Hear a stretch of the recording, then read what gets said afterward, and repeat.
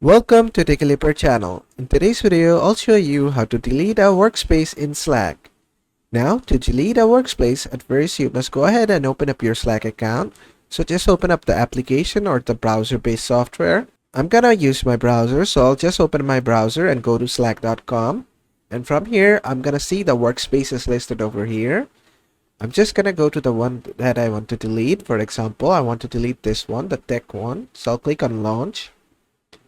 After that, it's going to open the workspace. I might have to click on use Slack in your browser. And after that, it will successfully load the workspace for me. And this is the entire workspace properly loaded. So to delete this workspace, what I have to do is come here to the workspace name. Click on the arrow down button. This is going to open up the menu section. From here, I need to go inside tools and settings. From here, I need to go and click on workspace settings. Then just wait for it to load.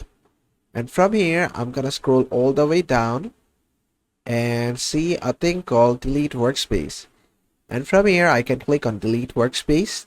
Now, basically be careful because deleting a Slack workplace cannot be undone. It is non-reversible. All the messages and files will be irreversible and you cannot get anything back.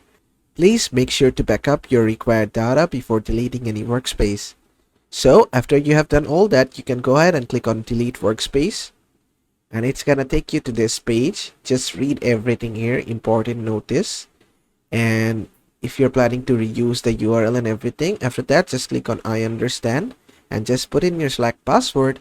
And after that, if you click on yes, delete my workspace, your workspace will be permanently deleted. And basically that is how to delete workspaces on Slack. I hope this video was helpful. If it was, please give it a thumbs up and don't forget to subscribe.